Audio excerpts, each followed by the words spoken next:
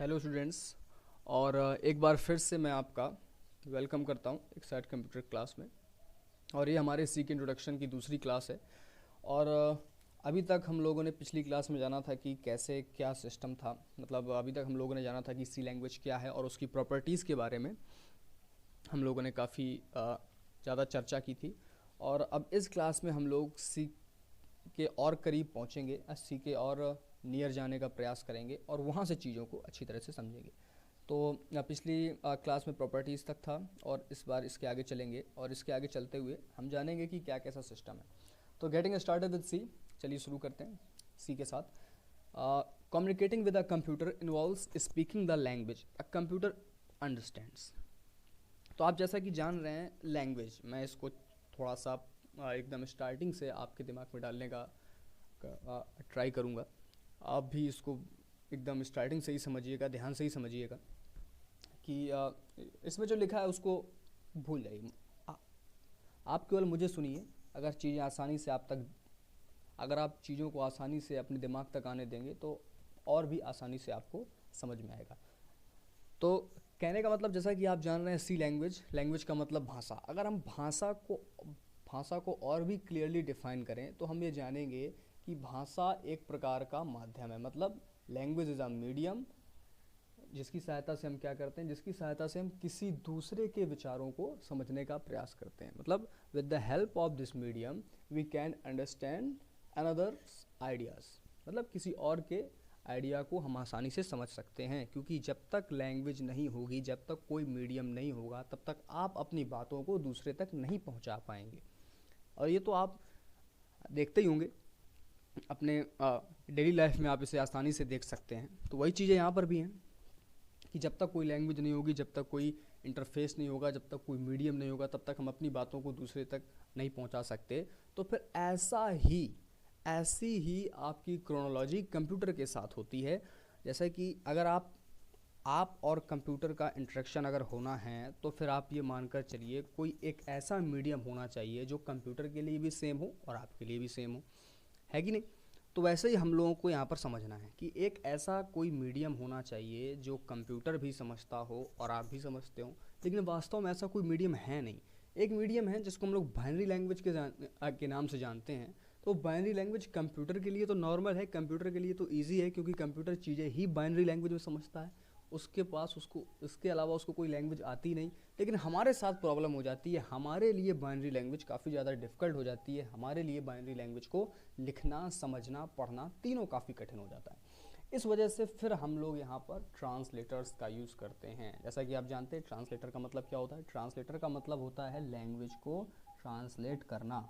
तो जी हाँ, यहाँ पर भी ट्रांसलेटर यही काम करता है, आपकी लैंग्वेज को, मतलब हाई लेवल लैंग्वेज को बाइनरी लैंग्वेज में और बाइनरी लैंग्वेज को हाई लेवल लैंग्वेज में कन्वर्ट करता है। तो जैसा कि अगर आप नॉर्मल उदाहरण देखें, अपने डेली लाइफ का उदाहरण देखें, तो जैसे हमारे प्रधानमंत्री, हमारे प्राइम मिनिस्टर, जैसे मान लीजिए किसी दूसरे देश में जाते हैं, किसी दूसरी कंट्री में जाते हैं, तो अब वहाँ की भाषा ज़रूरी नहीं है कि, अब ऐसा तो है नहीं कि मोदी जी को सारी सारी भाषाएं आती होंगी। कई देशों में भाषाएं नहीं भी आती होंगी, तो उनके साथ एक ट्रांसलेटर जाता है जो क्या करता है, जो जो आपका किसी दूसरे लीडर की बात उनको ट्रांसलेट करता है और उनकी बातें उस लीडर को ट्रांसलेट करता है। तो इसका बड़ा, आप देखेंगे तो इसका बहुत ही इंपॉर्टेंट रोल होता है। अगर मान लीजिए मोदी जी की बात को उसने कुछ गड़बड़ करके उन्हें बता दिया, तो फिर मोदी जी के लिए वहाँ पर बहुत बड़ी दिक्कत हो सकती है। तो ऐसी चीज़ यहाँ पर भी, आपका ट्रांसलेटर एकदम पार्शियल होना चाहिए और एकदम ट्रांसपेरेंट होना चाहिए, और तभी हम चीज़ों को आगे बढ़ा पाएंगे। तो वही चीज़ है, अभी तक मैंने आप लोगों को केवल ट्रांसलेटर के बारे में बताया, लैंग्वेज के बारे में बताया, कंप्यूटर की मीडियम के बारे में बताया और आपकी मीडियम के बारे में बताया कि आप कैसे कंप्यूटर से इंटरेक्शन करते हैं। उसी के नीचे हम थोड़ा सा और जानेंगे। तो यहाँ पर जैसा कि एकदम सीधा सीधा इन लोगों ने दे दिया है, मतलब ऑथर ने दे दिया है, या हमारे सामने एकदम सीधा सीधा ऐसे दिया हुआ है, a close analogy between learning English language and learning C language. मतलब एक बहुत ही मतलब एक बहुत ही क्लोज समानता है इन दोनों के बीच, इंग्लिश लैंग्वेज के बीच और सी लैंग्वेज के बीच। और वो समानता कैसी, जैसा कि आप यहाँ पर देख सकते हैं स्टेप बाय स्टेप में। तो step in learning English language, step in learning C language. तो अल्फ़ाबेट्स, वर्ड्स, सेंटेंसेस और पैराग्राफ्स। तो कहने का मतलब सबसे पहले हम अल्फ़ाबेट बनाते हैं, या फिर हम लोगों ने इंग्लिश भाषा में सबसे पहले अल्फ़ाबेट बनाना सीखा होगा, फिर वर्ड्स बनाने सीखे होंगे, और फिर सेंटेंस बनाना सीखा होगा, और सेंटेंस के बाद हम लोग सीखे होंगे पैराग्राफ बनाना। और यहाँ पर भी चीज़ एकदम सेम है। आप ये मानकर चलिए, ये जो आपका इसका जो आपका सी लैंग्वेज का कैरेक्टर सेट होता है वो आपके अल्फ़ाबेट्स हो गए, सी लैंग्वेज के जो टोकन्स होते हैं वो आपके वर्ड्स हो गए, फिर सी लैंग्वेज के जो स्टेटमेंट है वो आपके इंस्ट्रक्शन हो गए, और फिर यहाँ पर आता है प्रोग्राम। तो वही चीज़ें यहाँ पर भी हैं, आप बड़ा ही ध्यान से समझेंगे हम इनको। आप जानते कैरेक्टर सेट आगे है, ये आ गया, लीजिए आपका 10 सी कैरेक्टर सेट। इसे मैं भी समझाता हूँ, लेकिन अभी आप यहाँ पर केवल इसके प्रोसेस को देखिए कि प्रोसेस क्या होता है learning English language and learning C language. दोनों के बीच क्या डिफरेंसेस हैं और दोनों के बीच क्या सिमिलरिटी है। तो लगभग सीखने के लिए तो वही सारी सिमिलरिटी है, बस चीज़ें थोड़ा सा अलग है, इतना अंतर है। तो सबसे पहले हम जानेंगे द सी कैरेक्टर सेट के बारे में। सी कैरेक्टर सेट मतलब सी लैंग्वेज में कैरेक्टर सेट कैसे कहते हैं। तो a character denotes any alphabet, digit और special symbol used to represent information, that's called character. तो वही चीज़ कहने का मतलब है कि कैरेक्टर है आपका एक प्रकार का कोई भी अल्फ़ाबेट, कोई भी डिजिट या कोई भी स्पेशल सिंबल जो इन्फॉर्मेशन को रिप्रेजेंट करने के लिए यूज़ किया जाता है। आप देख सकते हैं क्या क्या है कैरेक्टर सेट। तो कैरेक्टर सेट में आपके पास आएगा अल्फ़ाबेट मतलब capital A to capital Z, फिर आता है small A to small Z, फिर 0 to 9, और फिर ये कुछ स्पेशल सिंबल हैं। तो कहने का मतलब कैरेक्टर सेट वही सारे कैरेक्टर्स हैं जिन कैरेक्टर्स का यूज़ करके आप प्रोग्राम बिल्ड करने वाले हैं, आप प्रोग्राम लिखने वाले हैं, आप प्रोग्राम टाइप करने वाले हैं। जी हाँ, तो यही था आपका इसमें कैरेक्टर सेट में। तो कैरेक्टर सेट आई होप आपको समझ में आया होगा, और फिर हम चीज़ों को और आगे बढ़ाते हैं। ये एकदम सिस्टम है, आप देख लीजिए भाई, अगर आपको यहाँ प्रोग्राम तक पहुँचना है तो जब तक आपको ये तीनों चीज़ें नहीं आएंगी तब तक आप प्रोग्राम तक कैसे पहुँचेंगे। तो अभी तक हमने केवल एक पहली चीज़ पढ़ी, अल्फ़ाबेट्स या कैरेक्टर सेट्स। अब कैरेक्टर सेट के बाद हम ये चीज़ें पढ़ने वाले हैं, फिर उसके बाद हम इसे बनाना पढ़ेंगे, और जब हम कई सारे इंस्ट्रक्शन को जोड़ देंगे तो हमारा एक प्रोग्राम बिल्ड हो जाएगा, और जब हम कई सारे प्रोग्राम्स को जोड़ देंगे तो हमारा एक सॉफ्टवेयर बिल्ड हो जाएगा। चलिए, तो कैरेक्टर सेट हो गया, उसके आगे हम बढ़ते हैं। तो उसके आगे 3 चीज़ें एक साथ आ गई, और वो 3 चीज़ें कौन सी हैं? Constants, variables and keywords.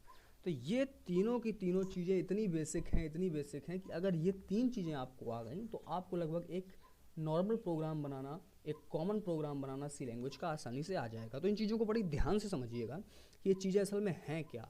तो चीज़ें यहाँ पर आप देख सकते हैं लिखा हुआ है कॉन्स्टेंट्स, वेरिएबल्स एंड कीवर्ड्स। मेरे हिसाब से आप लोगों ने ये तीनों चीज़ें अपने डेली लाइफ में ज़रूर सुनी होगी, क्योंकि आप स्टूडेंट्स हैं, और स्टूडेंट्स ने आई होप ये तीनों चीज़ें ज़रूर सुनी होंगी। पहला है कॉन्स्टेंट्स, दूसरा है वेरिएबल्स, और तीसरा है कीवर्ड्स। कीवर्ड्स थोड़ा सा अलग है, लेकिन फिर भी आप लोगों ने कहीं ना कहीं सुनी ज़रूर होंगी। जैसे आप लोगों ने गूगल सर्चिंग में कीवर्ड्स का नाम सुना होगा, तो कीवर्ड्स तो सबसे लास्ट में है, लेकिन उससे पहले यहाँ पर जो 2 चीज़ें हैं जो आप लोगों ने मैथ में ज़रूर पढ़ी होंगी, कांस्टेंट और वेरिएबल्स।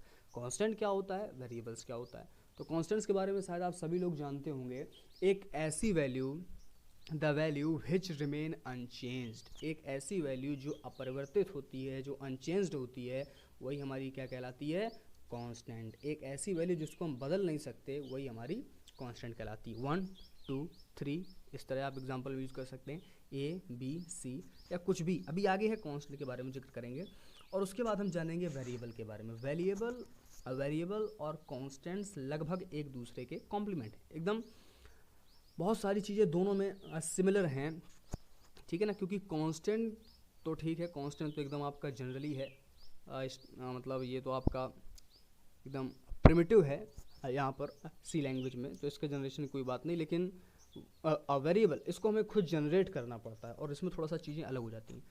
तो आई होप कांस्टेंट्स आपको समझ में आया होगा कि कांस्टेंट का सिस्टम क्या है। कोई भी एक ऐसी वैल्यू जो अनचेंज्ड हो, कहने का मतलब आप कुछ भी ले लीजिए, 1 2 3 0 4 5 कुछ भी, या 100 या 1000 कुछ भी, एक ऐसी वैल्यू जो अनचेंज्ड रहे वही आपका कांस्टेंट कहलाती है। उसके आगे हम देखेंगे तो आपका आएगा वेरिएबल्स। क्या आएगा, वेरिएबल्स, जी हाँ।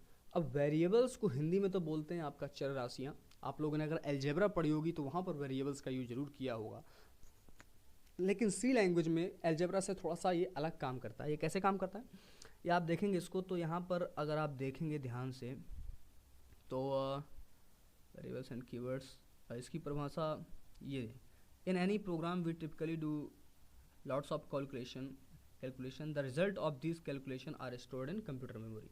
तो यहाँ पर आप इसको ध्यान से पढ़ेंगे तो आपको जो इसका समरी है, जो इसका ब्रीफ है, वो यही पता चलेगा कि वेरिएबल एक प्रकार का मेमोरी लोकेशन होता है या एक प्रकार का मेमोरी ब्लॉक होता है जहाँ पर हम लोग प्रोग्राम में यूज़ होने वाले डेटा को स्टोर कर सकते हैं, मतलब स्टोर कर सकते हैं या स्टोर करते हैं। जैसा कि अगर आप मतलब मैं अगर आपको एक एग्जांपल की सहायता से समझाऊँ तो और अच्छी तरह से समझा पाऊँगा। तो एग्जांपल ये है, जैसे मान लीजिए आपको किन्हीं दो नंबर्स को जोड़ने का एक प्रोग्राम बनाना है, सी लैंग्वेज में या किसी भी लैंग्वेज में। जब आपको दो नंबर्स को जोड़ने का एक प्रोग्राम बनाना है तो कहने का मतलब आप अपने प्रोग्राम में दो नंबर यूज़ करने वाले हैं और ऐसे ही नंबर हमारे डेटा कहलाते हैं। क्या कहलाते हैं? जी हाँ, डेटा। तो कहने का मतलब आप डेटा को यूज़ करने वाले हैं, या आप उसको डेटा ना कहिए तो आप उसको कांस्टेंट भी बोल सकते हैं। जी हाँ, जैसे आप जो नंबर जोड़ने वाले हैं वो 5 है, तो 5 तो एक कांस्टेंट है ना। अगर उसको आप बेसिकली देखेंगे तो वो एक कांस्टेंट ही है, लेकिन कांस्टेंट के साथ उसको हम लोग नंबर भी कह सकते हैं। जी हाँ, 0 से 9 तक की सभी संख्याएं और 0 से 9 तक या और 0 से 9 तक की संख्याओं से बनने वाली सभी संख्याएं आपका नंबर के अंतर्गत आती हैं। तो आप इसको नंबर भी बोल सकते हैं, लेकिन जब आप इसको प्राइमरी रूप से देखेंगे तो ये आपका कांस्टेंट ही है। तो कहने का मतलब मैं एकदम सिंपल परिभाषा बोलूँ तो वेरिएबल्स आपके ऐसे मेमोरी ब्लॉक्स हैं या कंप्यूटर में प्रेजेंट या कंप्यूटर में अवेलेबल ऐसे मेमोरी ब्लॉक्स हैं जहां डेटा और कांस्टेंट को स्टोर किया जाता है। एग्जांपल मैंने अभी बता दिया आपको जोड़ने वाले प्रोग्राम जैसा कि आप जानते हैं कि जैसे आपको किन्हीं दो नंबर्स को जोड़ना है तो अब आप दो नंबर्स यूज़ करने वाले हैं, और अगर आप अपने प्रोग्राम्स में दो नंबर यूज़ करने वाले हैं तो कोई एक ऐसी चीज़ होनी चाहिए जो उन दो नंबर्स को स्टोर करे। जी हाँ, कुछ भी हो। तो अब कुछ भी कैसे हो, वही चीज़ें स्टोर कर पाएंगी जिनके अंदर स्टोर करने की कैपेसिटी होगी। तो स्टोर करने की कैपेसिटी है केवल और केवल किसके पास? जी हाँ, स्टोर करने की कैपेसिटी है आपकी सिर्फ और सिर्फ वेरिएबल के पास। तो वेरिएबल मेमोरी ब्लॉक जो क्या करता है, डेटा और कांस्टेंट को स्टोर करता है। तो आई होप चीज़ें समझ में आई होंगी, वेरिएबल और कांस्टेंट समझ में आया होगा। कीवर्ड्स थोड़ा सा अलग है, इसलिए इसकी चर्चा हम अगली क्लास में करेंगे, और इसके थोड़ा सा एग्जाम्पल वगैरह भी हैं, तो वो भी मैं आपको इसके टाइप्स हैं, जो कांस्टेंट के टाइप्स हैं, जो इसके वेरिएबल्स के एग्जाम्पल है, वो भी आपको अगली क्लास में समझाऊँ। जैसा कि आपको मैं पहली क्लास में बता चुका हूँ कि चीज़ें काफ़ी ज़्यादा लंबी हो जाती हैं, इस वजह से थोड़ा सा दिक्कत हो सकती है, लेकिन उसमें कोई दिक्कत वाली बात नहीं है। आप लगातार वीडियो चलाते रहिए और देखते रहिए।